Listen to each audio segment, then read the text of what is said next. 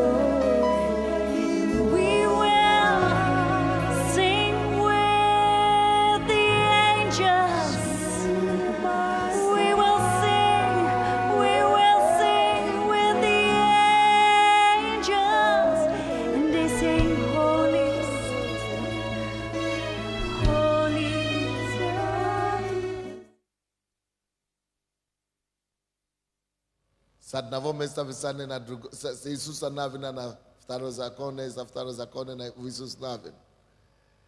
Vas na mnom budem asuda ušica. Vtaro zakone, 7 glava, 16-26 stih.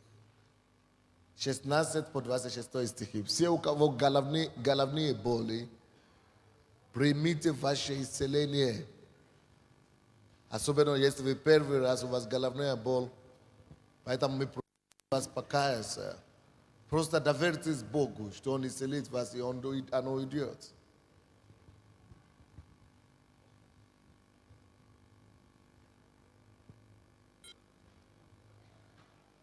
Нашли?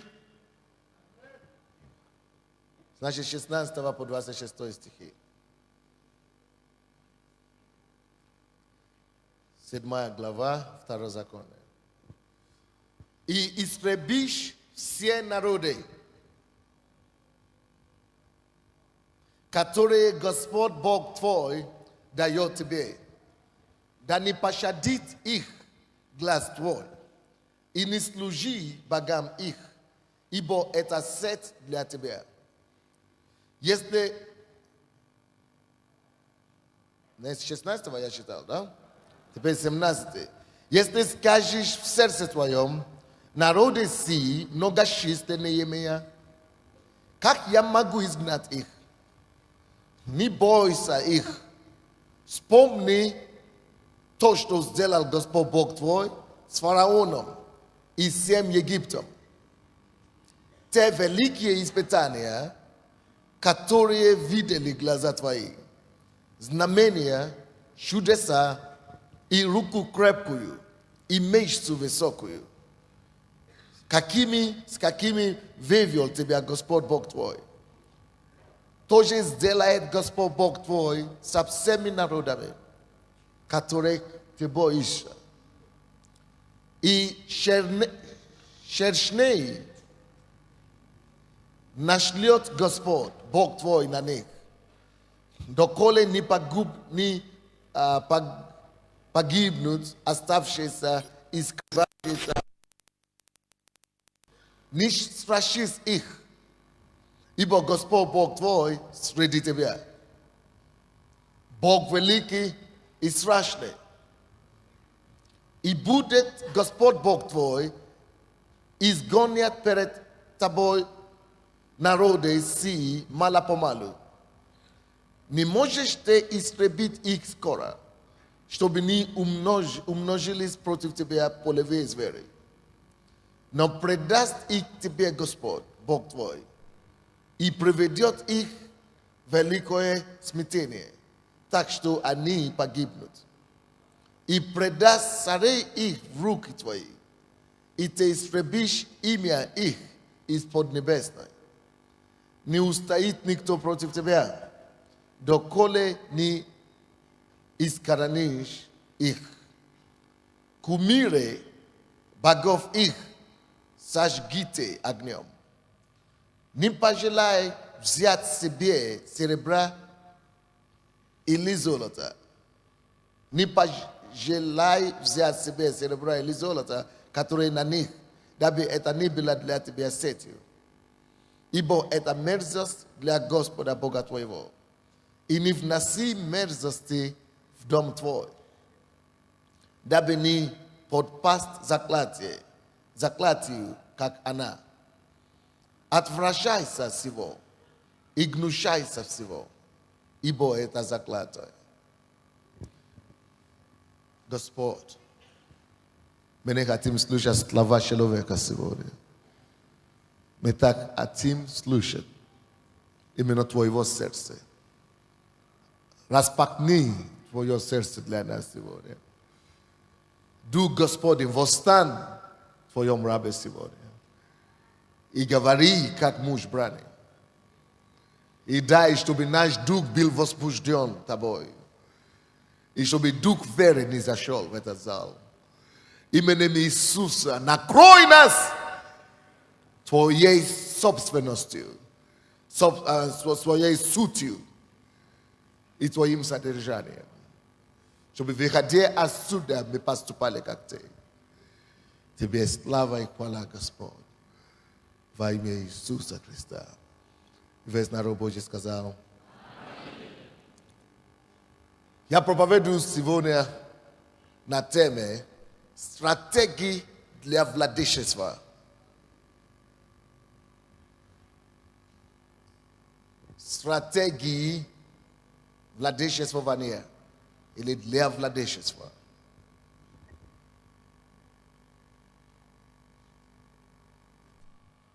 Самое первое препятствие на пути завладения земли народом Божьим называется страх. Нет ничего невозможного для тебя. Но проблема в том, что страх терпит поражение, страх неудачи, или страх начинать, или страх сделать первый шаг, очень погубила много потенциальных людей. И очень этот страх похоронил то, кем мы могли бы стать с вами в жизни. Многие сидящие здесь, слушающие меня сегодня, вы были предназначены Богом быть важными, передовыми, могущественными, положительными, влияниями в своем поколении. Но мало кто достиг этого уровня. Многие из нас, мы были предназначены Богом быть законодателями во многих сферах жизни. Но мы, это на сегодняшний день даже нам не снится. Потому что вместо того, чтобы мы правили, нас правят. Вместо того, чтобы мы вели, нас ведут. Что с нами? Во многом страх неизвестности и страх начинания нового начала и страх изменения удержало нас во многом от нашей судьбы. Но вот Бог дает нам второй шанс, когда Он дает нам покаяние. Он избавил нас от Египта, из Египта, чтобы мы могли иметь этот второй шанс завладеть и завладевать те земли, которые Он уготовил нам. Когда вы читаете это местописание, потрясающее обетование, которое может произнести только всемогущий Бог. Только всемогущий может такие слова сказать. Эти слова настолько мощные, что человек ни один не в силе произносить их. Но Бог произнес их в мой и в твой адрес. Нет ничего невозможного. Однажды я рискнул поверить в это. Когда Бог показал мне Советский Союз при коммунизме. И сказал, я тебе буду использовать, чтобы менять историю этой страны. Молись. И рухнет стена коммунизма. Я сказал для себя, что это сумасшествие. Что это невозможно. Даже саму мысль я боялся допускать. Я испугался от мысли самой. Поэтому я тем более говорить кому-то. Я не мог, не осмелился никому сказать. Однако я все-таки поделился это с нашей домашней группой, которая у нас была в университете в то время. Это было 17 лет тому назад. Кто из вас знает, что тогда я не смог ничего делать, но Бог показал, что делать. Ты молись. Я посадил себя здесь, чтобы ты это осуществил сначала в духовном мире, а потом, чтобы ты мог быть участником физическом. Это то, что мы прошли вчера. Кого не было вчера, возьмите воскресенье проповеди и слушайте это очень много раз. И то, что мы сейчас наблюдаем с вами, даже если ты не любишь пастора Сандей, или ты не признаешь пастора Сандей, президент, парламент, министерство, то бы это не был, но твоя жизнь, их жизнь, все влияет на них все равно пастор Сандей, хочет, не хочет. Даже если ты не знаешь об этом. Потому что мы влияем на страну. Воля, не воля, мы влияем на их жизнь и на их судьбу.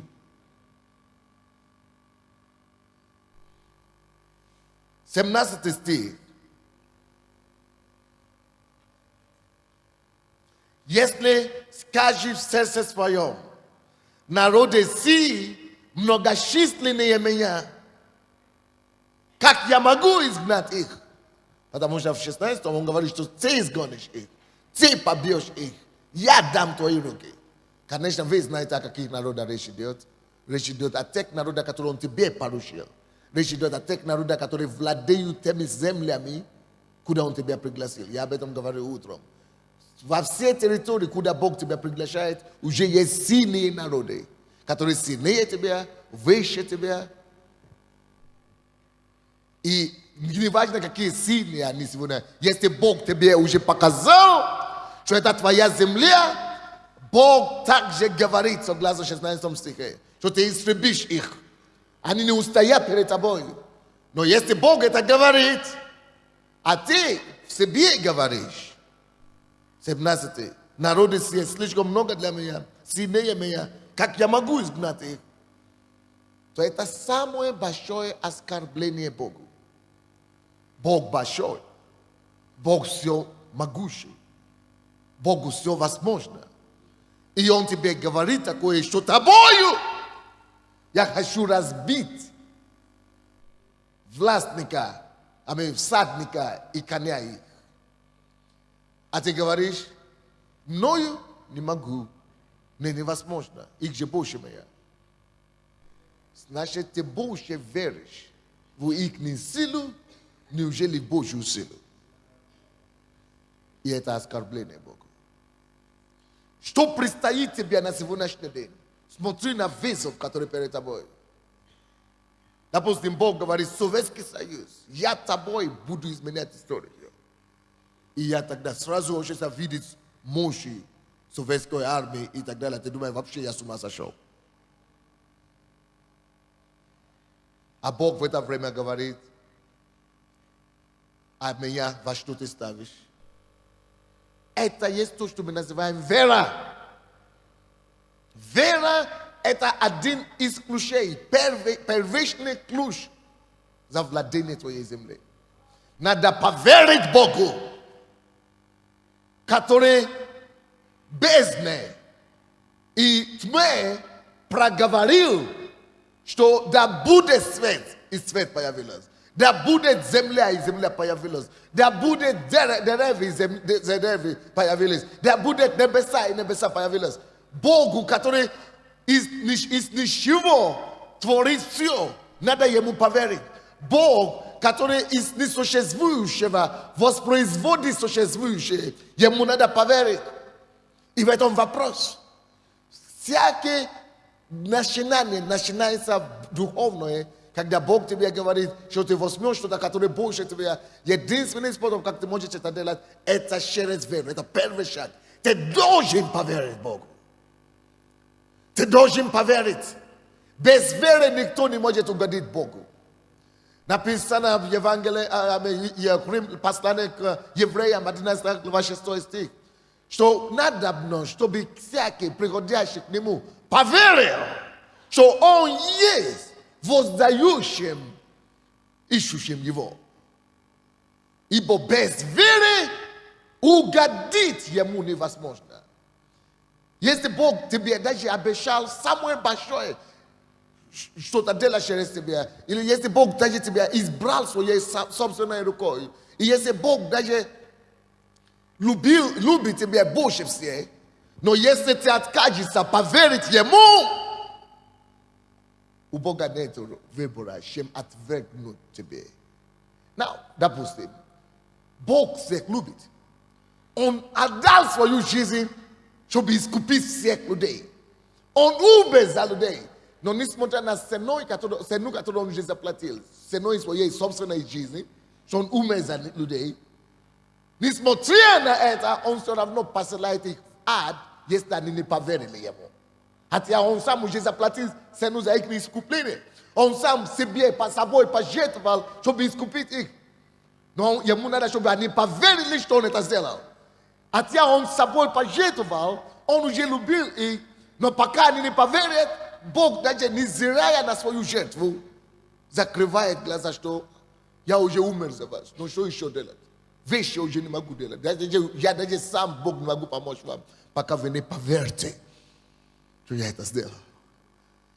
Какое бы призвание у тебя не было, какое бы оно великое не было, какой бы благодать Бог бы не имел для тебя, какие бы чудеса Бог бы не хотел делать для тебя, пока ты ему не поверишь, что он сможет с тобою, именно тобою, ни пастором Сандеем, ни через кого-то еще, ни Бенихином, ни Кеннетом Гегином, но тобою покорить эту землю, тобою разломить это твердине, тобою рушить эту стену, тобою ты возьмешь эту землю, никто за тебя. Ты его возьмешь, не приезжающие проповедники возьмут его за тебя. Ты возьмешь, не гости, которые ты пригласишь, ты возьмешь. Мы можем помочь, но мы не можем за тебя делать дело. Пока ты не поверишь, даже если я буду ездить миллион раз, Бог не может тебя благоволить. Потому что он говорит, и Бог не благоволил их в пустыне. Потому что они не смешали его слово с верою и погибли. Alright. Пусть Бог благоволит тебя сегодня. А как можно привлечь его благоволение к себе своей верою? Тот, который верит, угождает Богу. И никто не может угодить без веры. Ты можешь жить свято, ты можешь быть праведным, ты можешь делать все правильно, ты можешь быть чистым, кристалл, но если у тебя нет веры, есть некоторые вещи, которые тебе не будут возможны. Потому что все возможно только верующему. Вот преимущество веры среди прочих вещей. Все возможно. Допустим, вы думаете, что Бенихин, который Бог использует в исцелении очень сильно, он самый святой человек? Столкнетесь с ним первый же день, вы передумаете? Нет. Или я самый святой человек? Нет. Столкнетесь со мной хорошенько, вы поймете, что нет. Но вот есть некоторые вещи, которые Бог посчитает. Я говорю, есть некоторые вещи, которые Бог посчитает. Хочешь угодить Ему? Хочешь, чтобы Его благоволение обратило лицо к тебе? Поверь Ему. Дезни поверь Богу. Alright? Дезни поверь Ему. Это значит, ты говоришь Ему, Господь, такой, как ты сказал, такой, как ты есть, так я тебе верю. Я верю тебе в том, что ты сказал. Я верю тебе так, как ты сказал, что это есть. Я не сомневаюсь в этом. Кто бы ни сказал мне что-то, как бы ни многочисленнее мне этот народ, как бы ни сильнее мне этот народ, но даже если они уничтожают меня, я верю, что ты сделаешь пути в пустыне, что ты приложишь дорогу в море. Я верю, что ты разделишь Иордан. Я верю, что Черное море там распустится, и я пройду, как ты сказал. Я пойду по морю, потому что она станет сушей. Я верю, Боже.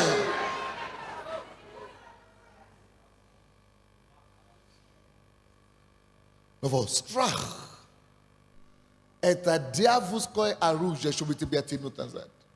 Страх. Страх. Страх. Не верь, что у тебя придет 10 человек в церковь.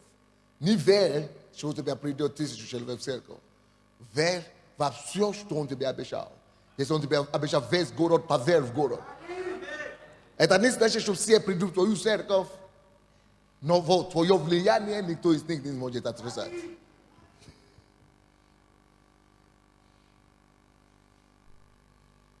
Но потому что написано.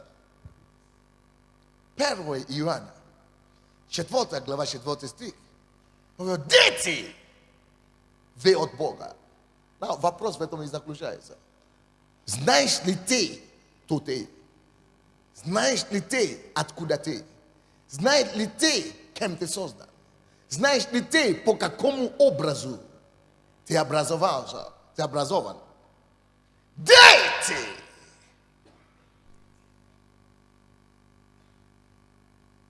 Te detishio. Te detio shio. Boga, Bog jest Bog verej.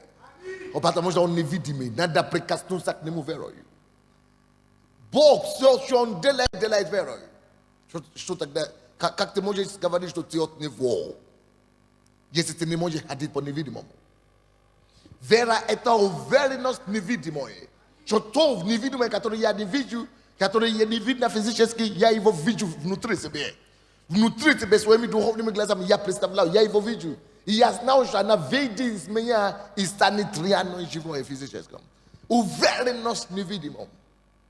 И осуществление ожидаемое, то есть я настолько уверен в ожидаемое, невидимое, что я начинаю уже его осуществлять, хотя его еще нету.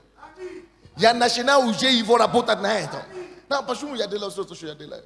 Потому что я верю, что 5 миллионов пока есть на Украине. Это элементарно. Поэтому я работаю над стратегией. Поэтому я обучаю людей. Кто у нас пока есть? Никто вроде бы. Какие-то простые люди украинцы. А я уже вижу 5 миллионов. Куда ни куда. То не важно, кто борется против меня. Не важно, кто пытается меня остановить. Не важно, кто говорит, это невозможно. Не важно, кто говорит, мы вытворим из страны. Говори, что хочешь. Бог не дал эту цифру. Бог не дал это порушение. Я верю Богу.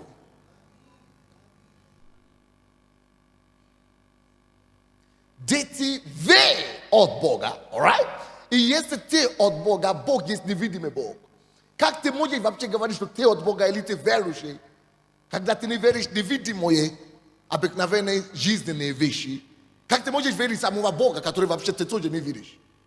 Таким же образом, как ты верою, есть уверен в невидимом, ты уверен, ты верующий, ты уверен, что Бог есть. Поэтому ты осуществляешь служение Ему.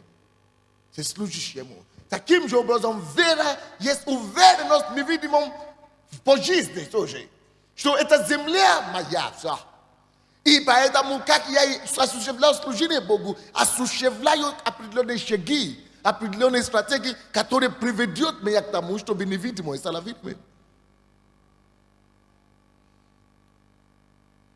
Поэтому, если веры нет, ты вообще не веруешь. Поэтому вы от Бога, и вы победили их. Вы победили всю ситуацию, если ты можешь понять, что я от Бога, ты больше всего. Я от Бога, ты ничего не боишься.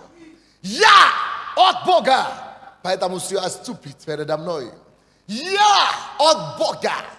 Значит, я послан порушением и с авторитетом осуществить задание, которое невыполнимо людьми.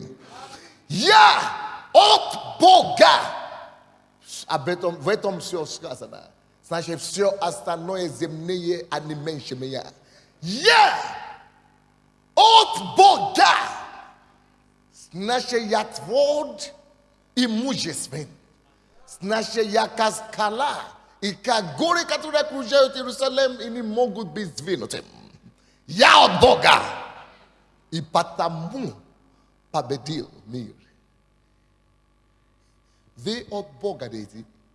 Потому победили, и вы победили мир. Ибо тот, кто у вас, больше. Бог больше всего. Поэтому что может быть невозможно для нас, alright? Стратегия для владения земли. Стратегии для завоевания земли. Сейчас люди говорят об МВ, который откроется в Киеве. Возьми его по вере. Дойду до самого верху. И никто тебя не остановит. Если Бог показывает, что тебе надо этим заниматься. Кто-то занимается чем-то другим. Иди скромно. Но Бог тебя ведет к этому. Войди с этим. Уже с самого начала видя себя первым, а не последним. Главою, а не хвостом. Почему? Потому что Бог есть альфа и омега. Когда он только что делает первый шаг, он уже видит концовку. Это вера. Вера видит невидимое. Вера смотрит на невидимое. Смотрит, он видит. Ибо, когда мы смотрим на невидимое, а невидимое, невидимое. Потому что все видимое все равно временно. Но невидимое останется вечно. Потому что моя вера его приведет, и все мое положение нынешнее изменится. Из-за менее с тем невидимым, который я смотрел. Alright? Почему все верующие, но у кого-то что-то получается, у кого-то другое не получается? Очень просто. Потому что там, если вы прочитаете эту главу дальше, эту книгу дальше, 1 Иоанна, 5 глава, 4 стих, написано: дети, вы победили мир. И сия есть победа, победившая мир. Вера. То есть мерит твоей веры определяющего мерит твоей победы. Сия есть вера, победившая мир. Вера. Сия есть победа, победившая мир. Вера ваша. Ваша. Вера ваша. Ваша. Каждый из нас должен ставить перед собой время от времени больше невыполнимые работы. Задачи. Более невыполнимые. Еще больше.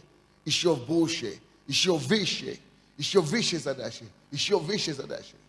Чтобы упражняться верой. И чтобы вера шла от веры в веру. Через Слово Божие. Накопляться. Качать веру. Через послушание Богу. Качать веру. Через заповеди послушания Ему. Качать веру. Через послушание конкретных заданиям Бога. Качать веру. Вера должна идти от веры в веру. А то ты становишься на том же уровне, где ты 50 лет назад. И ты ничего нового не будет в твоей жизни. Все.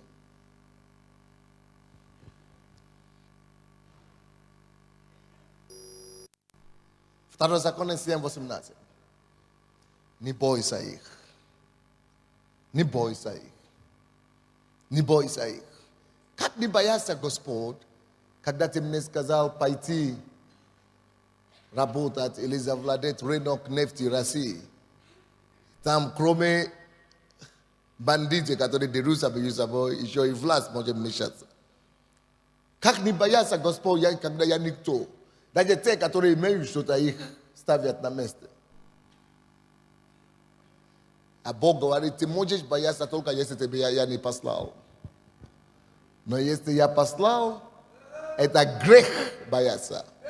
Почему грех бояться? Потому что написано, всякое соделанное без веры есть грех.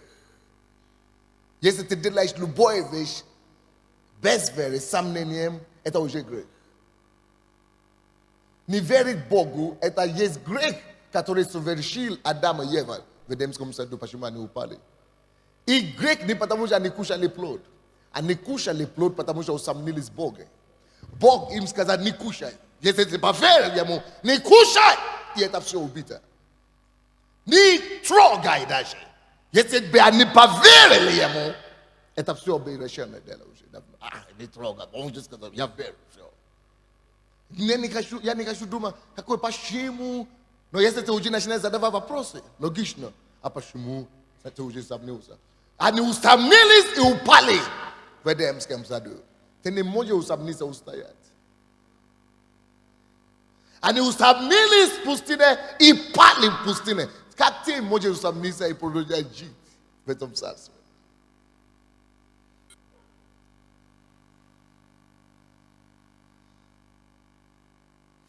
Некоторые соблазнились об Иисусе, и он стал вместо камнем, который должен быть главой угла, он стал камнем притыкания для них. Ты не можешь сомневаться и стоять. Alright?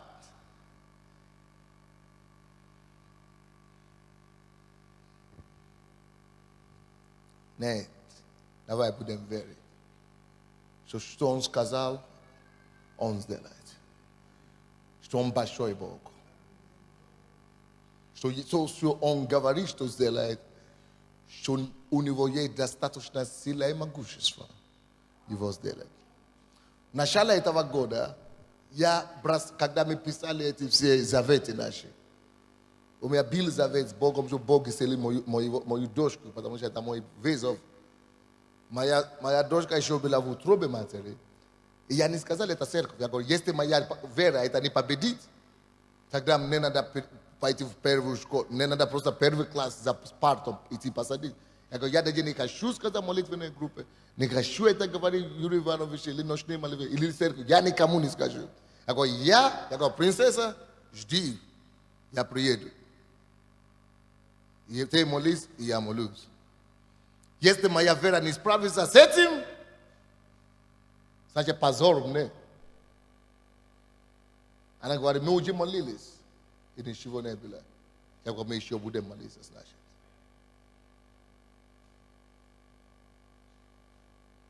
Бог это сделал. Потому что когда родился, слава Богу, я был там. 5 часов или несколько часов до начала родов еще сделали тест. И еще было это дело там. Но родился ребенок, положили руку, врачи говорят, что он делает? Я говорю, это не ваше дело. Мы решаем свое дело. И куда-то поиздевалась после той молитвы, когда мы посмотрели. На второй день они повели на тот же самый вещь, который сказала была там уже 3 раза. Сказали, мы не видели все. Мы ошиблись. Мы ошиблись. Как это можно 3 раза или 5 раз вообще они рассматривали ошибаться? Потому что нет объяснения. А потом я сказал, второй, когда мы заключили это завет с Богом. Как раз это было после 10-дневного поста. Вера, на высоте. Здесь на этой стене. Я говорю, Господь, ты мне сказал, я должен, привести при жизни своей или прикоснуться на 500 миллиарда человек. Это сумасшедшее. Это сумасшествие. Может быть, я уже двинулся. По поводу 5 миллионов, это ладно, я это вижу, это уже реально. Но 5 миллиардов, это 500 миллионов, это какой-то аморазм какой-то непонятно. Я говорю, Господь, но я десну верить тебе. Если то, что надо, чтобы держать и поверить, я верю. Помоги моему не верить. Но дай мне. Аллилуйя. Но я говорю, но у меня есть условия. Вот мой завет. Я держусь за тобой, чтобы в этом году, если я прикоснусь к миллионам человек, а я знаю, что на мое имя и фамилии запрет выходить по центральным каналам. Запрет. Потому что люди боятся, что власть боится, что люди пойдут за человеком, кто его потом остановит. Поэтому по T1, T2, T+1 это самое. Только если они хотят позорить, как пытались сделать тогда. Но вместо позора мы получили славу. И после этого вообще еще очередной запрет. Мы им предлагаем любые деньги. Только дайте, чтобы мы выходили. Только чтобы это шоу не там не было. Пускай другой шоу не будет. Пускай пастор Генри будет. Пускай Вайсфачи Сергей будет. Пускай будет пастор Топе. Только не Sunday.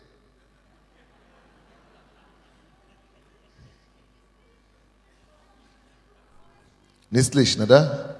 А вот сейчас, значит, мне поинструктировали, что надо поближе. А я постоянно опускаю руку, потому что вот так держать постоянно тоже тяжело. Но все верою, все могу. Аминь.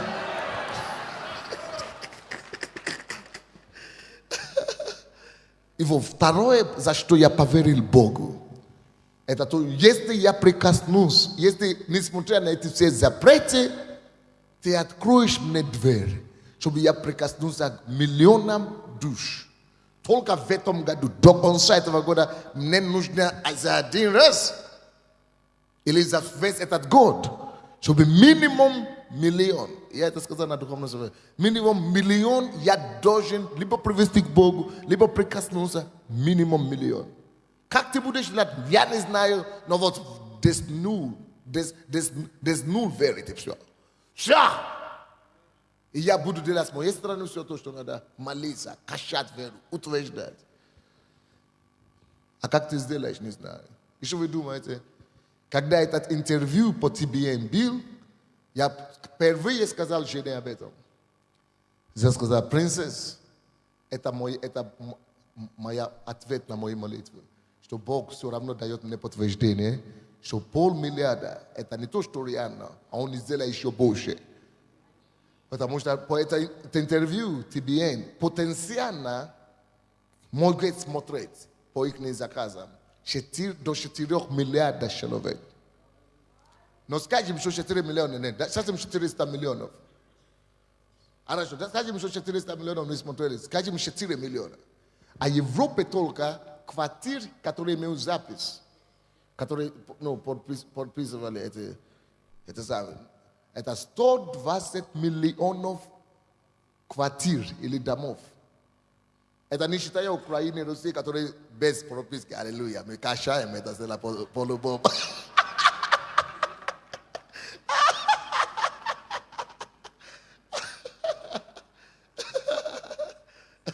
Как они делают, ребята наши, они устанавливают, где хотят и все. Но ничего. По благодати получают. Это только в Европе 120 миллионов домов. Если по 2 человека в семье считаете.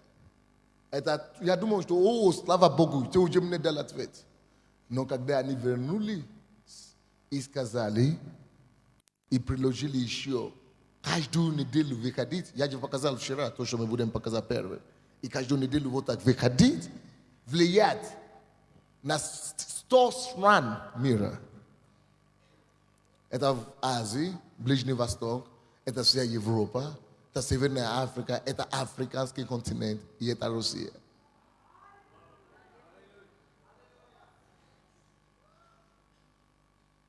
Получается, что вера в Бога сделает намного больше, чем вы можете думать или даже можем помышлять. Я просто миллион, может быть, даже один раз Бог сделает его постоянно. Потому что Бог хочет мне что-то сказать. Я могу. Если ты можешь поверить, я сделаю. Если ты сможешь поверить, я двинусь.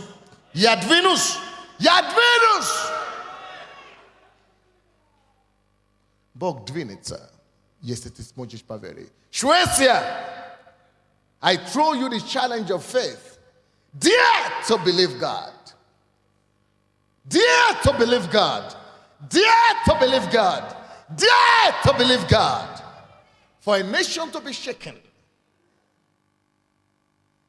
And for the pillar of truth and of faith to subdue and conquer land. Dare to believe him and he will move for you. Dare to believe him.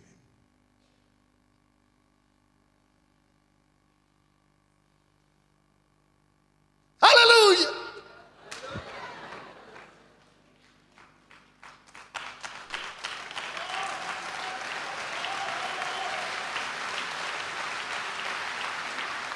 Дай ему славу, дай ему славу.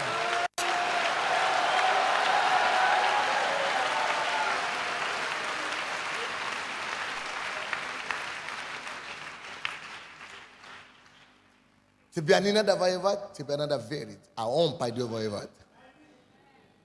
It is not your fight, but it is your faith. Not your fight, but your faith.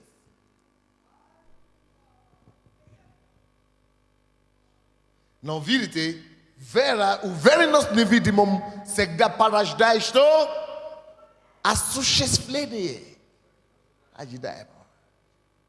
Уверенность невидимом всегда порождает осуществление. Ты не можешь верить и ничего не делать. Значит, ты обманщик. Потому что написано в Джеймс, Иаков 2:13. Какая же это за вера, если она без дел? Ибо вера без дел, она что? Потому что вера есть уверенность, видимо, и осуществление. Не может быть вера, уверенность. Ты не может быть уверен на чем-то, чтобы не идти, чтобы не действовать, чтобы не двигаться, чтобы не осуществлять.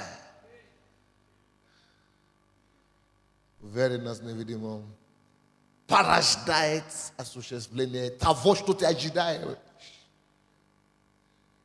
Вера и действие следовательно обозначает настоящая вера.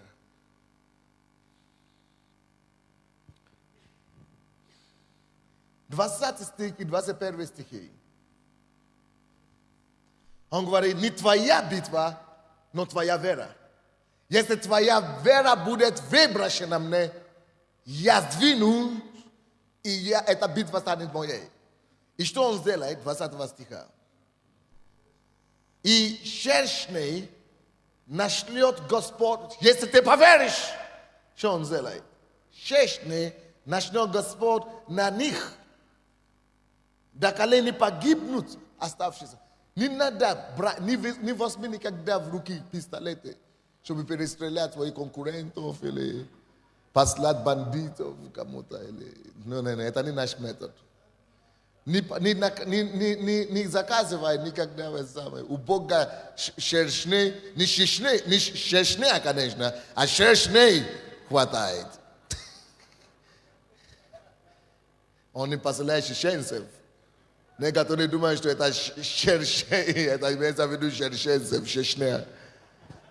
Не шершенцев посылает, это других, о другом речь идет. Вы понимаете меня или нет? Не полагайся, не положи твою веру на людей, или на коней, или на человеческие силы. Бог говорит, что Он пошлет на них. Те враги, которые ты видишь сегодня, если ты можешь верить Богу, завтра ты не увидишь.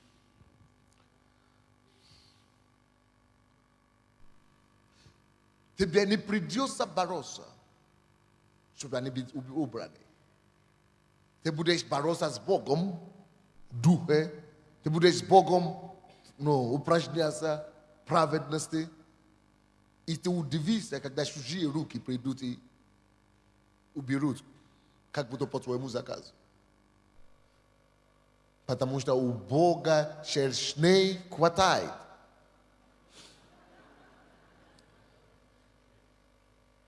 Нашлет Господь Бог на них, доколе не погибнут оставшиеся и скрывавшиеся, даже скрывавшиеся тоже от лица твоего. Не страшись их, опять Бог говорит, ибо Господь Бог твой среди тебя. Ибо тот, кто у вас больше того, что то в мире. Бог великий и страшный. Скажи кто-нибудь, Бог великий. Он не просто большой, Он великий. Бог великий. Но Он не просто великий, Он еще и страшный, друзья. Не играйся с Богом. Он серьезный Бог. Не играйся в шутки Бога. И будет Господь Бог твой изгонять перед тобой народы. Си, мало по... Не слышу. Now, некоторые из нас, мы хотим, чтобы все было сразу. Но вот, я проповедую сегодня на стратегии обладания земли. У Бога есть стратегии. Бог не дурак. Он говорит, Бог будет изгонять их мало-помалу. Вы знаете, по какой причине? Потому что, допустим, вот территория, которую он тебе очень даст, если это бизнес, допустим, если, допустим, какой-то обрабатывающий бизнес, это по всей стране, допустим, это десятки заводов. Десятки заводов. Может быть, даже сотни. И еще другие структуры под них.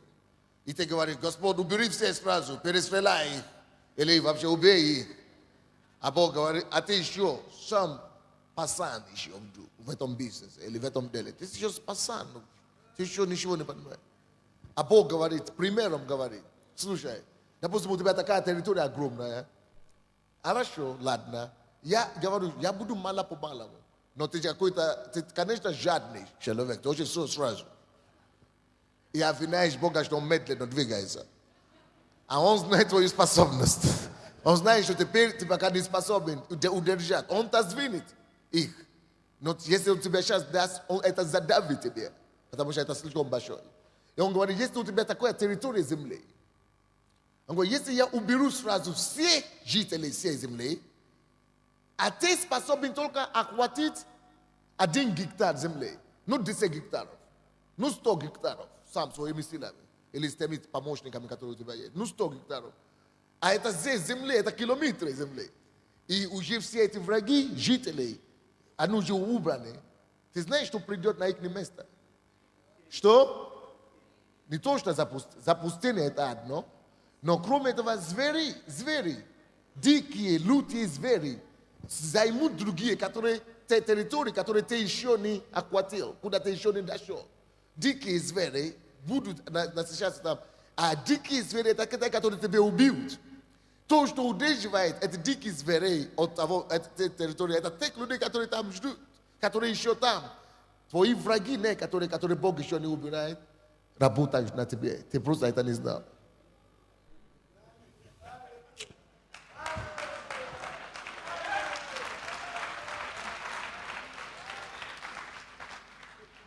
Кто-то говорит, кто-то против нас, пишет против нас в газете, православные, или кто-то еще, или кто-то самое. Бог держит их повод его причины. Потому что если они не будут шуметь о тебе, кто бы шумел еще?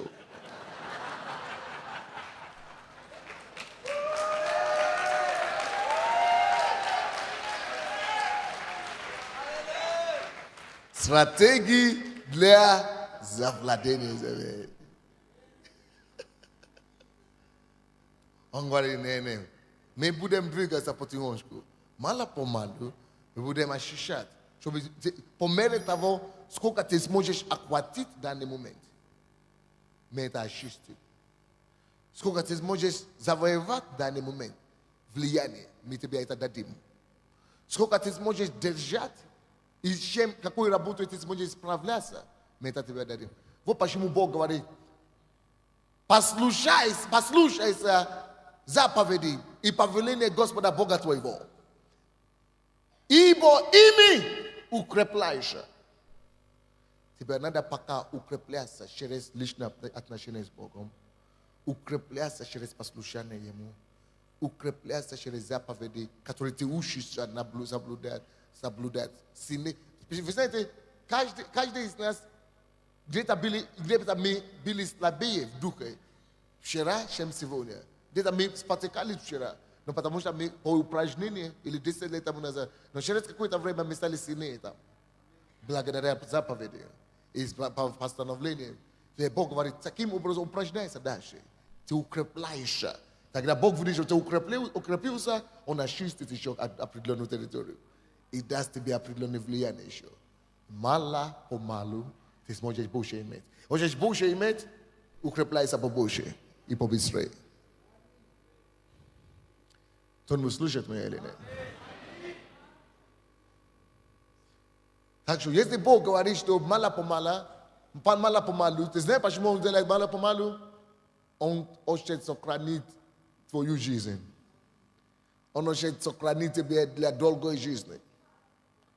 Потому что если Он тебя даст сразу, звери дикие, они нападут на тебя, а потом у Бога нечему, не кем воевать, не кому отдать, чтобы завоевать землю. Потому что дикие звери уже тебя убили, вместо врагов, теперь дикие звери останутся. И тебя нет, и врагов нет, но зато дикие имеют где жить.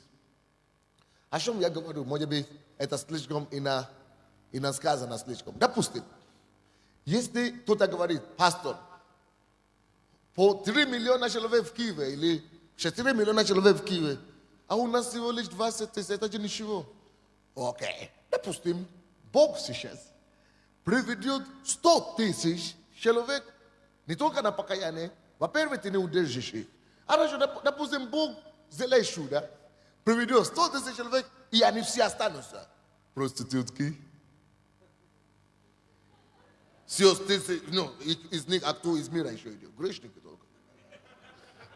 Все же из мира же грешники. Бандиты. Все бригадиры города. Все бригады города, да? Сразу навалили 100 тысяч. Кто еще там? Наемные убийцы, наркоманы, которые на угле еще стоят. Ты не успеваешь ни молиться, ни за тебя, ни свою голову спасать. Ты даже не будешь знать, от какого грека ты только что вылезли и попадаешь в руку другого. Потому что ты не успеешь их готовить, их очистить, их освобождать. Пока ты очнешься, они уже, потому что они настолько больше тебе, они уже налетели на тебя, они уже тебя сделали быстрее, такими, как они, чем ты их сделали такие, как ты. Понимаете, о чем? Дайте Богу славу.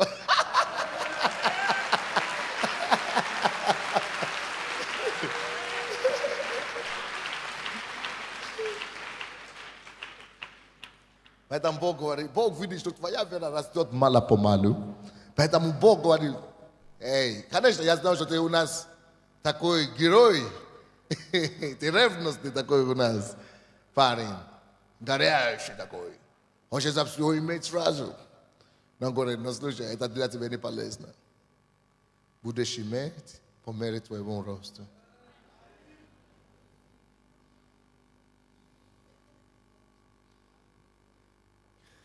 Девятнадцатый стих.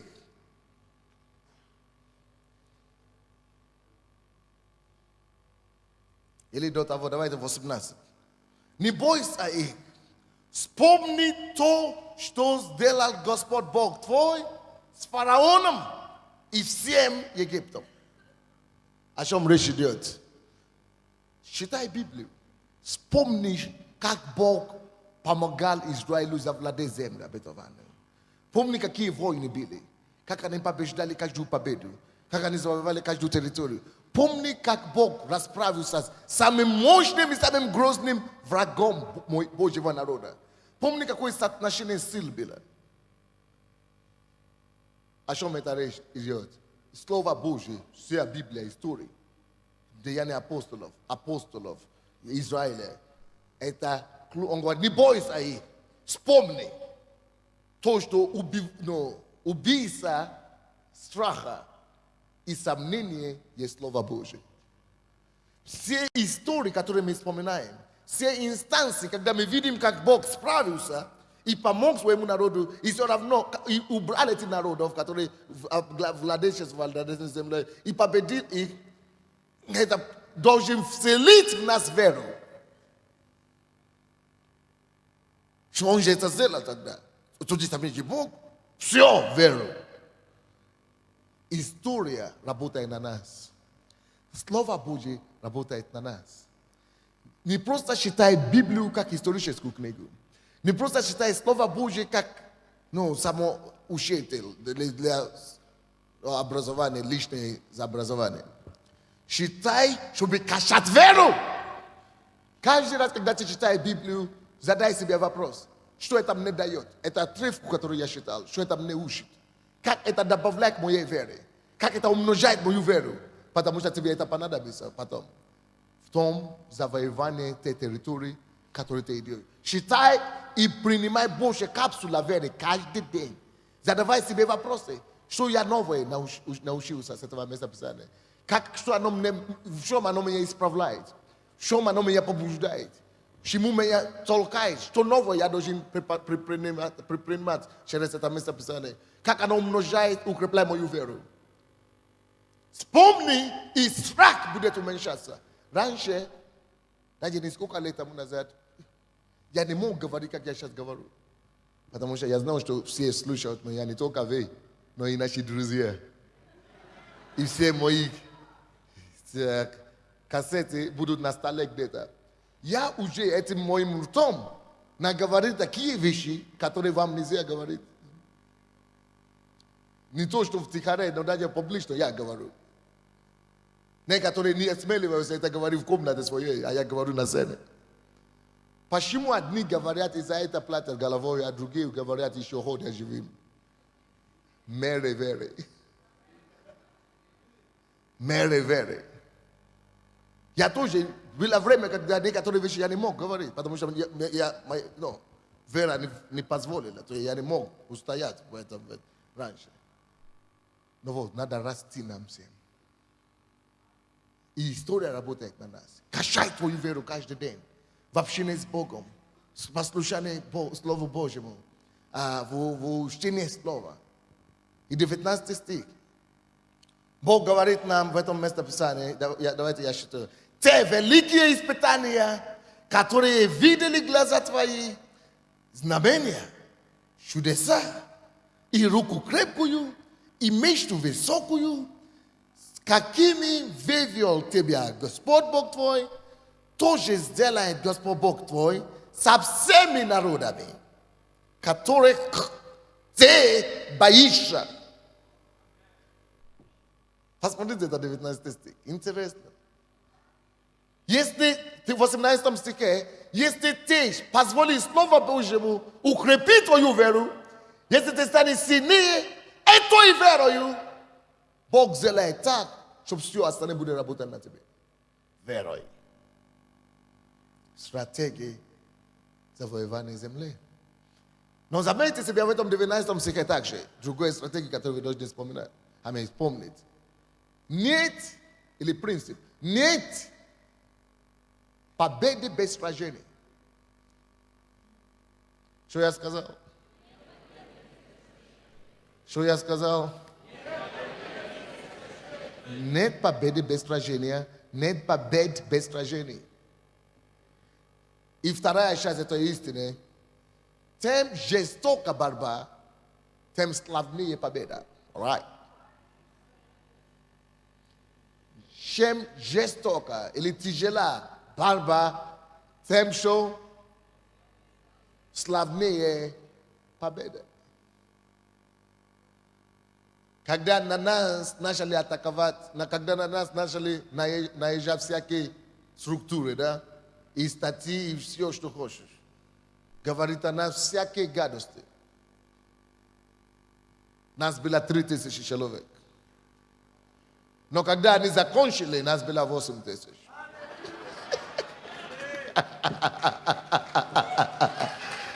Кто-нибудь заметил разницу, нет? Но наоборот, запомните, все эти битвы, и сражения, и атаки, и испытания были нацелены врагом на то, чтобы нас задавить и уничтожить. Но потому что кто-то стоял и поверил, все, что они имели на зло, Бог превратил на добро. Если ты можешь стоять и верить Богу, все, что дьявол имеет на зло тебе, Бог верой твоей превратит на добро. И все, что направляю против тебя, все, что направляю, чтобы уничтожить или разрушить тебя, Бог будет все это переворачивать на то, чтобы они работали на тебя. Вот о чем речь. Что делает вера. Однако все-таки сначала идет 19 стих. Великие испытания. А там есть великие слова. Значит, за великими испытаниями будет что? Великие победы. Так что как мы говорим, не отчуждайся. Можно так сказать. Не отчуждайся или не отчуждайся. А? Отчуждайся. Или отчуждайся. Отчуждайся. Не отчуждайся. Хорошо. Не отчуждайся. Значит, я правильно сказал, да, первый раз. Не отчуждайся твои испытания. Потому что некоторые, и не только некоторые, всем нам не нравится пройти гонения, проблемы, испытания. Не отчуждайся. Не проклинай твои проблемы. Эти проблемы знают, Бог знает, как они и что они вырабатывают в тебе. Потому что не будет их, не будет великий побед. Потому что не будет их, ты не вырастешь того, кого ты должен стать, чтобы завладеть той землей, которая тебе принадлежит. Потому что не будет их, не будет у тебя шанса накачать мышцы. Тем тяжелее штанги, тем мощнее становится мышцы. Правильно, парень? Не суждайся. Не суждайся. Не суждайся. Все в порядке. Скажи кому-нибудь, посмотри им прямо в глаза и скажи, все в порядке.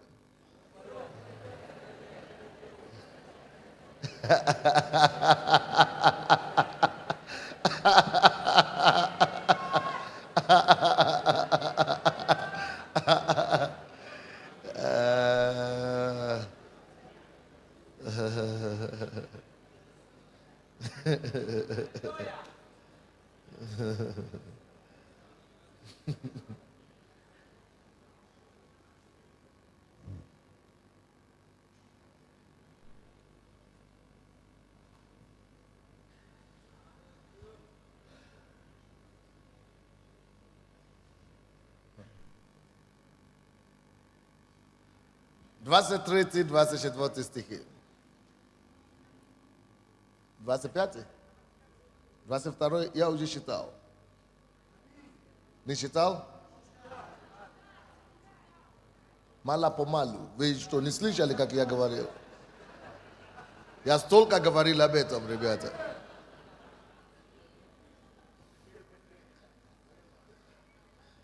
Двадцать третий.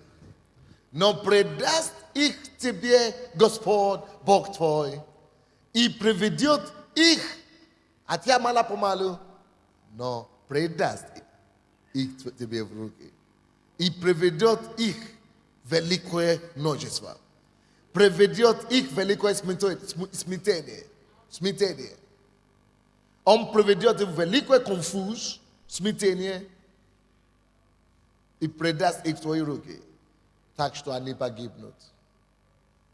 Что они не устоят. И предаст царей их в руки твои, и ты истребишь имя их из поднебесной. Что такое царей? Это не говорится физически царей только. Речь идет о тех, которые в твоей земле, куда ты и авторитеты. Царей. Те, которые все поклоняются там. Те, которые перед кем они снимают шапки.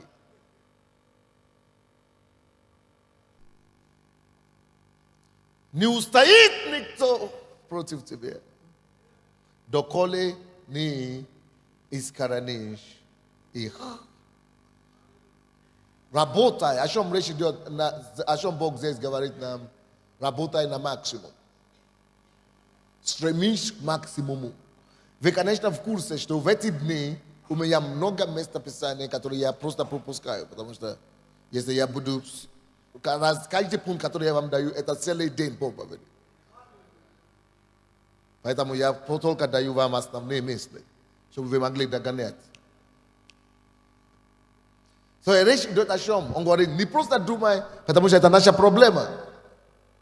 Вместо того, чтобы селиться на царей, на самое высокое место, мы хотим побить саранчей внизу. Саранчи. Ну, такие мелкие рыбы. Мы там плаваем в этой мелких водах. А Бог говорит, ну смотри, ты не понял. Я тебе ощутила головой, а не хвостом, а ты там. И ты думаешь, ну неплохо, но в принципе я умею что-нибудь там. Ребята, которые занимаются недвижимостью, вы понимаете, что это тоже вам говорится? Какая благовесть? Стремитесь к самой вершине.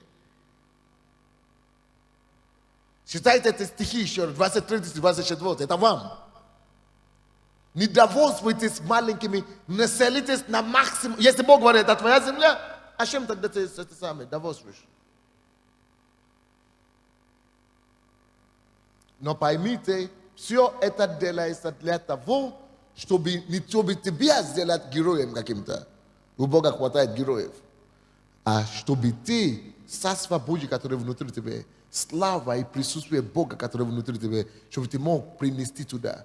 Божий порядок, страх Божий, Божьи постановления, Божьи законы, чтобы ты мог утвердить вместе законы коррупции, беззакония, которые там царилось раньше. И чтобы ты мог принести положительное влияние Бога, Богоправление в эти места. Это понятно нам, нет? Потому что вы поймете это в 25 стихе особенно. Кумиры богов их сожгите огнем. Что значит кумиры богов их? Это то, чем они поклоняются. Допустим, во всей сфере жизни это то же самое. Деньгам, мамонам, престиж, тщеславие, гордость, карьеризм. Это то, что это их Бог. Бог говорит, зажги, уничтожь эти идеалы. Убери это вообще с твоей места, твои идеи из этой земли, которой ты завладеешь. Потому что если ты не уберешь, все люди, которые под тобой, будут работать для той же самой цели. Они будут работать только для тех же самых мормона, они будут служить другим целям, и ты скоро потеряешь эту землю сам. Потому что ты не поймешь, когда они повлияют на тебя. Влияние мира зажрет тебе. И ты не поймешь, когда ты уже как они все. Они курят, и ты уже куришь, пьют, и ты уже пьешь, блудят, и ты уже блудишь, ты уже все. Потому что ты не истребил вовремя. То ради чего они живут, те кумиры, которые они имеют, те вещи, которые они поклоняются, те идолы, которые они поклоняются. Это то против чего Бог тебя понял, чтобы не свергать это, и чтобы вместо них утвердить и установить праведность, чистота, порядочность, страх Господень и так далее. Многие из нас причина, почему Бог нас не поднимает, потому что Он не уверен в нас. Он нас не доверяет. Потому что Он не доверяет, что если ты туда попадешь, ты будешь лучше, чем они. Он не доверяет, что если ты туда попадешь, ты не будешь брать взятки, как они. Он тебя не доверяет, что когда Он тебя поднимет, что ты не станешь лучше, чем они. А Он не хочет тебя потерять. Он хочет тебя погибнуть. Он не хочет тебя погибнуть. Если ты останешься внизу, а ты дойдешь до неба. Но если ты поднимешься туда вверх, неподготовленным, не усиленным, не укрепившимся, Бог не хочет тебя вообще совсем потерять. Поэтому Он тебя держит внизу. Потому что ты не работаешь над своим характером. Ты не работаешь над тем, чтобы ты мог справиться, когда ты уже туда доберешься. Кто-нибудь понимает меня или нет? Кумиры богов их зажгите огнем. Не пожелай взять себе серебра или золота, которые на них. Поэтому я и говорю, если ты идешь в бизнес, если ты идешь в политику, не иди туда ради себя. Иди туда ради Бога и Его царства. Иди туда, чтобы принести Его порядок, чтобы привести Его царство. Если ты идешь туда ради того, чтобы накопить то же золото и накопить то же серебро, если это твоя цель, хотя у тебя будет золото, хотя и у тебя будет серебро. Но ты знаешь, что это серебро, которое будут, ты хочешь на Бога использовать. Ты хочешь для Бога, ты хочешь отдать Богу то, что Ему принадлежит. Но не наживо есть твоя цель. Ты не хочешь себе нажив. Ты не хочешь себя проставить этим. А Творца, а зайну этому, потому что Ему принадлежит золото и серебро земли. Если ты уже очистишь свое сердце, и что ты будешь поступать и делать все то, что Бог тебе скажет делать, только с этими деньгами. У тебя будет кушать много денег. Но если Бог знает, что Он тебя скажет, отправь туда это, помоги этим, что тебя будет жаба, будет давить, и начнешь говорить, нет, Господи, я сам себе. Он не может тебя доверить, что ты сделаешь с этими ресурсами, то, что Он тебя скажет, Он знает, что это тебе потом погибнет. Поэтому Он говорит, когда вы пойдете туда, вы увидите это все слава, но не берите их себе. Потому что тогда, значит, смогут тебя купить. Вот почему я лично, слава Богу за пастор София, она меня спасает. Я лично не общаюсь, не делаю группу домашнюю с нашими депутатами или с нашими миллионерами, которые в церкви. Я с ними только по делу общаюсь. Я это дело передал другому человеку. Почему? Потому что я не хочу быть купленным. Я не хочу быть карманным пастором. Я не хочу, чтобы кто-то на меня влиял. Кто-нибудь слушает меня? Нет? Бог проверит тебя. И Бог уже знает, что ты уже готов устоять. Поэтому он говорит, дайте, чтобы твои глаза не было поход. Не пожелай то, что у них есть. Потому что если Бог видит, что Он тебя поднимет до уровня администрации президента или депутата, и что ты там начнешь, твои глаза начнут бегать туда-сюда, Он знает, что это убьет тебя, как оно убило их. Поэтому тебя обрезывает сейчас уже. Дает тебе определенное испытание, чтобы тебя обрезать. Он проводит тебя через огонь, через огненные, как мы говорим, пламени, или как мы говорим, через переплаву, чтобы очистить тебя, чтобы всякие дрова устроить тебя, и чтобы ты стал чистым золотом сам, и чтобы Он мог тебя доверить, когда ты пойдешь сюда вверх. Вот, просите у тех людей, которые уже имеют возможность строгнуть деньги, или которые уже имели возможность быть со многими деньгами, или с людьми власти. Они вам скажут, это очень соблазнительно. Это тебе сейчас не соблазняет ничего, потому что ты вообще ничего не видел. Начнешь видеть, тогда ты поймешь вообще, кто ты. Некоторые из нас, вы думаете, что вы такой святой, потому что ты еще в эту ситуацию не попал. Попадешь, может быть, в первом матче, нет, ты отлетишь, ты вылетишь оттуда. Ты упадешь лицом-то в грязь, что даже самому Богу будет стыдно за тебя. Поэтому Бог иногда, когда мы приходим к Богу, Он очищает нас от нашей власти, от нашей гордыни, от наших денег. Он лишит нам все иногда, потому что Он знает, что твое сердце еще приковано к этому. И ты не устоишь, если ты не станешь таким независимым, что деньги для тебя будут просто как средство, то, что нужно использовать. Но не то, что нужно пожелать, за то, что нужно жить. Это просто средство. Для меня на сегодняшний день, а мы, конечно, за годы нашей церкви, миллионы проходили через нашу церковь, да, в курсе. Но для меня деньги на сегодняшний день это всего лишь бумага. Это всего лишь бумага, которую я использую, чтобы решать и дела Божьи, которые, потому что серебро решает все, или как там написано. За все платит серебро. Поэтому я просто использую как средство. Это не мое сердце. Вы заметили, у меня никогда нету денег. Никогда нет денег. Никогда нет денег. Я беднее тебя. И если мне даже нужно купить мороженое, я должен спросить у водителя, чтобы он дал мне 5 копеек. Но 50 копеек, или сколько там. Если мне даже пожертвование надо дать, у кого я прошу? У принцессы и все. То есть у меня нету, оно мне интересно. Деньги не определяют, кто я есть. Их присутствие или отсутствие не влияет на мое качество. Я такой же.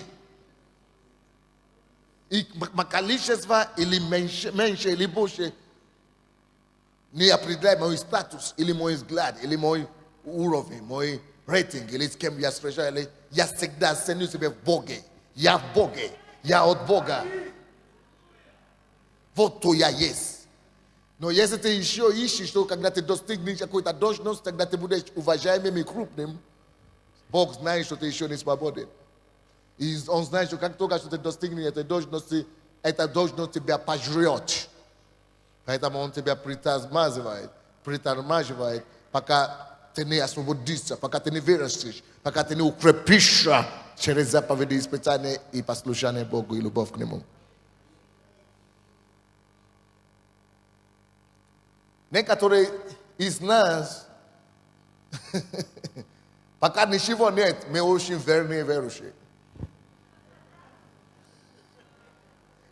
Но как только что вы попадете, допустим, в Америку или в Западную Европу, уже не понятно, какие вы верующие. А я их знаю. Я знаю людей, которые были активными верующими здесь. И когда они попали в Европу, они стали теплыми. Но я также знаю людей, которые отсюда были верующими, горящими, и которые попали в Западную Европу, еще стали лучшими. Это зависит от того качества твоей воли, твоей желания, твоей души, твоей чистоты внутри. Поэтому никогда не иди и не поклонитесь призванию человеку. Но поклонитесь и оцените их характер. и качество изнутри.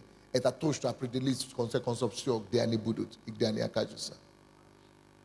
Дары могут быть великие, способности могут быть умные.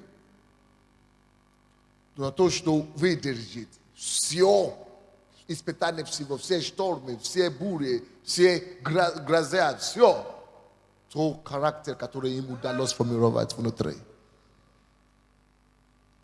Укрепляйся Господом. Укрепляйся Господом. Укрепляйся Господом. Что это значит? Укрепляйся через отношения с Богом. Укрепляйся через любовь к Господу. Укрепляйся через послушание заповедей Его Слова. Укрепляйся через поиски Ему. Укрепляйся Господом. И тогда устоишь перед всеми.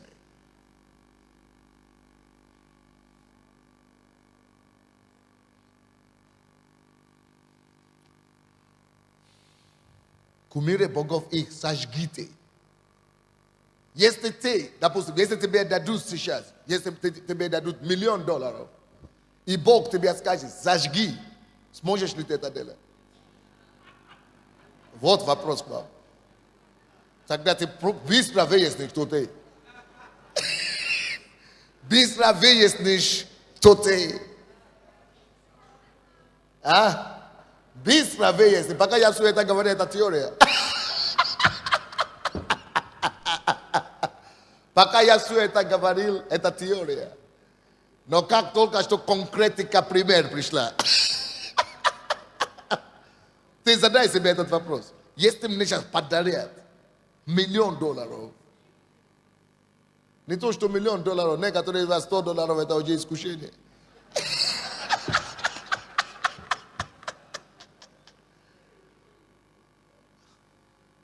А я смотрю на моем сердце, для меня Божьей помощью. Я смотрю сейчас, на сегодняшний день, 1 миллион, 10 миллионов, если Бог скажет мне, откажись от него, или сожги, я найду спички.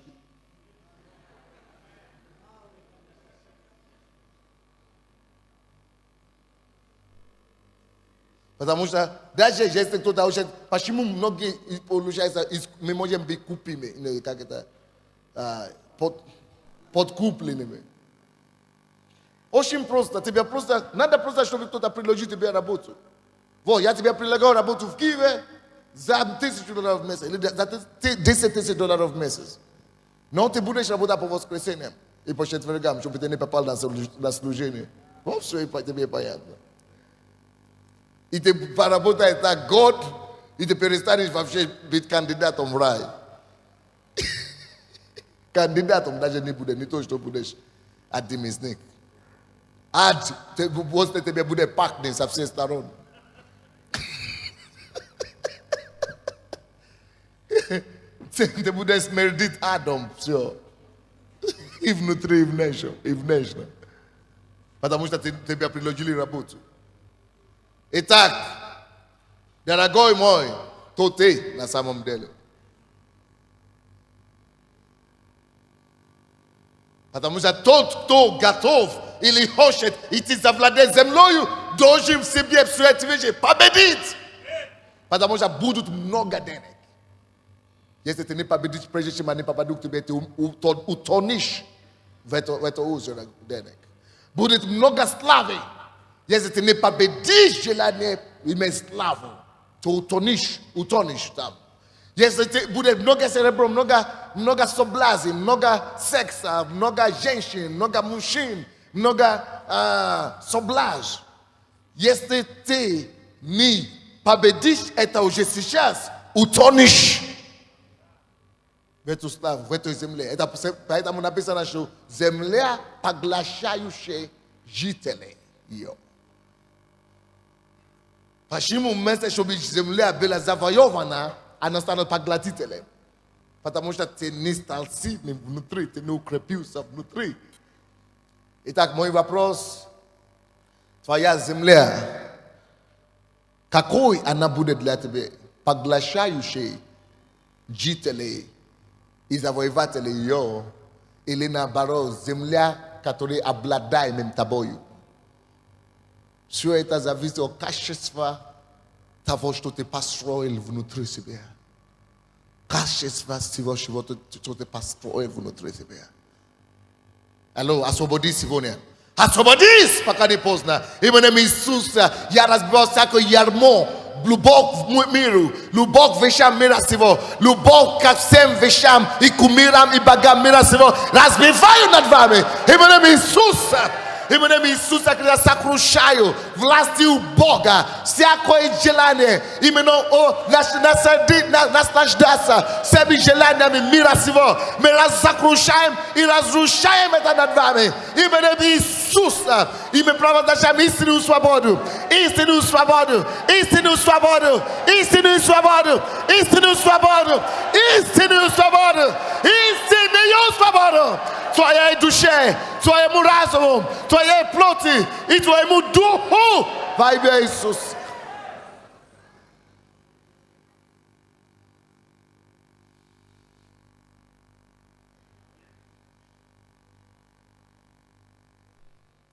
Потому что тот, кто не станет свободным, не может других освобождать.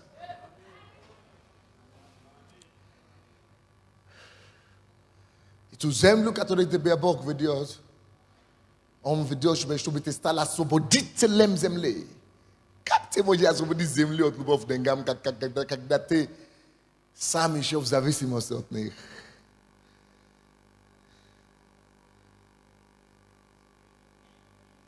Это я слышал один проповедник рассказывал. Знаете, такие, один пастор, он рассказывал, что он ехал в первом классе с другим пастором, кого он знает. Но тот не знает, что тот сидит там. Они знали, но тот, когда он был молодым пастором, еще Бог не поднял его так. Он не мог ехать на бизнес-классе, конечно. Лететь на бизнес-классе. Он тогда был серьезным, он пробивался и так далее.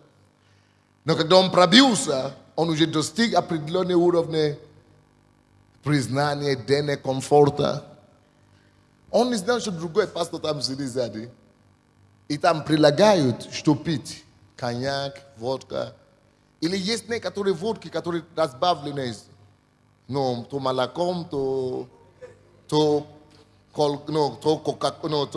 разбавлены соком, разными соками. То бананой, то это самый коктейль разные.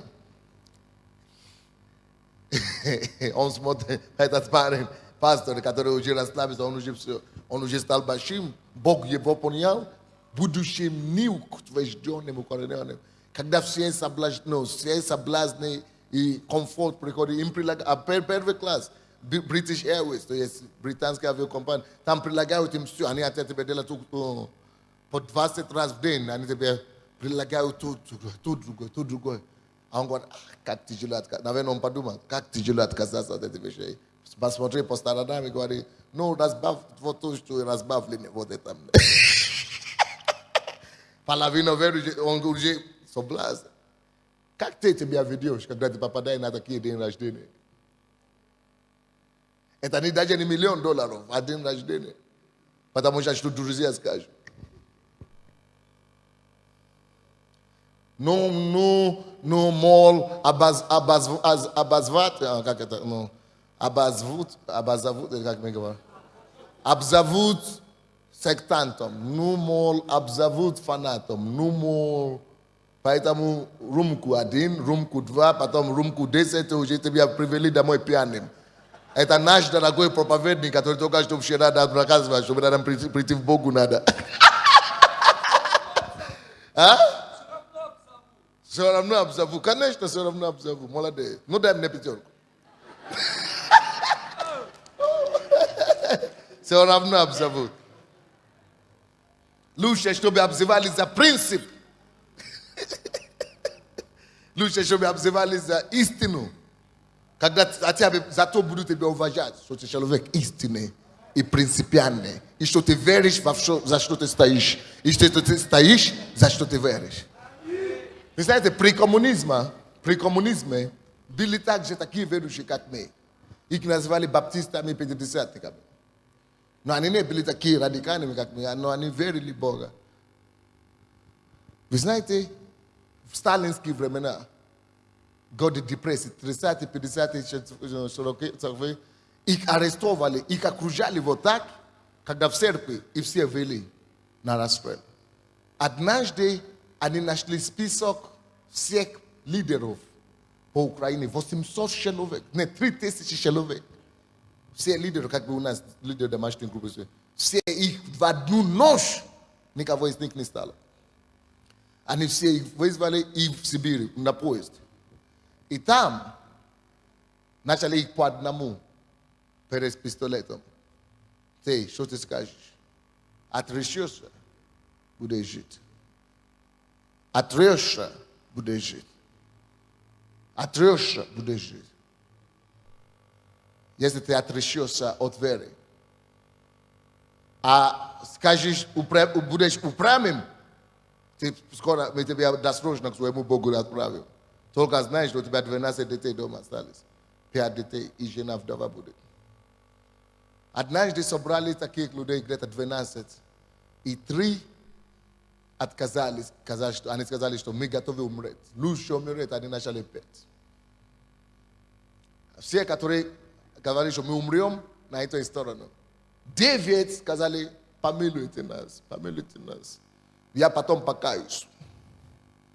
Ну, скажу Богу, что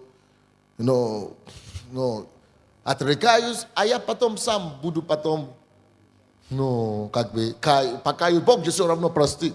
Но молодые хитренькие. И на это они и попались. После того, как они уже ответили вот так, они вывели эти 3, которые готовы были умереть. И они сказали, в вашем присутствии мы и расстрелим это все. И так и расстрелили все 300 человек, которые сказали, нет, на смерть. А эти живут до сегодняшнего дня.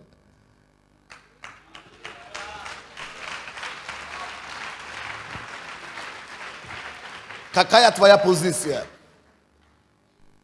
Ты уже принял твое решение. Жить или умереть, но дойти до конца. Или нет. Ты уже принял твое решение умереть для вещей мира сего, перечеркнуть богов и идолов мира сего и жить для цели или нет.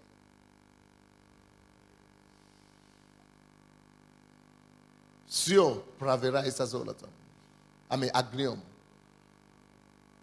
Какие-то испытания огненные все равно будет. Потому что на пути к завладению земли будет много воинов.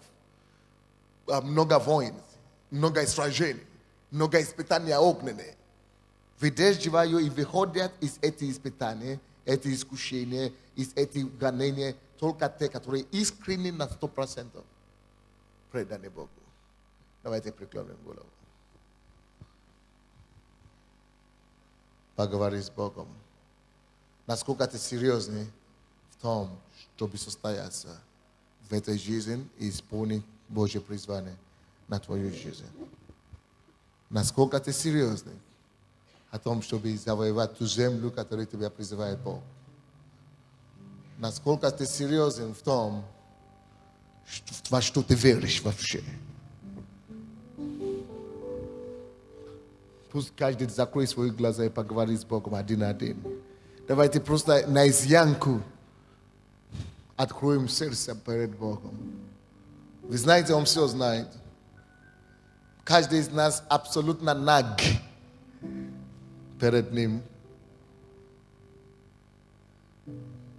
Скажи, чтобы Он тебя изменил. Будь как Яковом сегодня. Бог спросил у него, как тебя зовут? Он говорит, Бог спросил у него его суть. Какая твоя суть?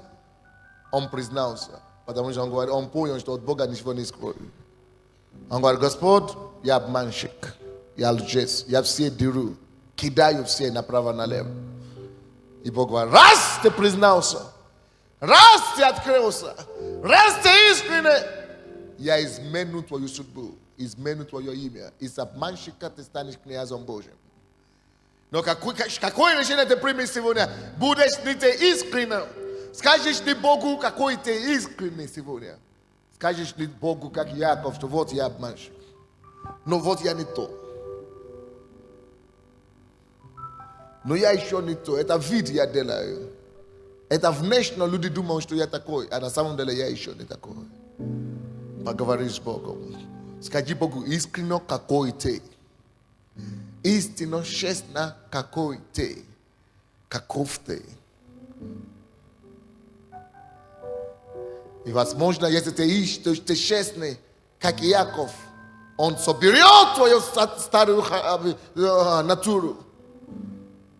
И он принесет тебе судьбу,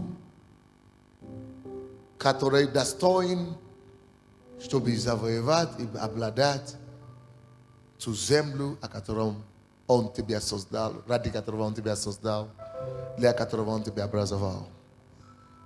Ты один на один с Богом. Искренне сегодня в церковь. Кто пришел сегодня в церковь, тому повезло, друзья. Поэтому нельзя ни один день пропустить. Скажи Богу, откройся, обнагись перед Богом и скажи: Господь, вот я такой, измени меня. Полностью измени. Измени. Измени меня.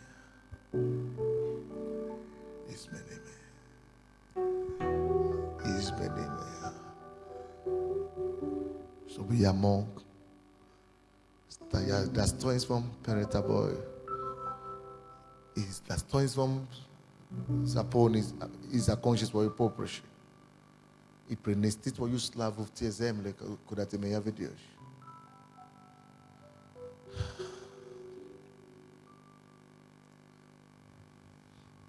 Господь, я прошу тебя, помоги твоему народу сегодня. Мы верим в тебя, но мы не хотим верить на почве неверия, нечистота. Измени нас.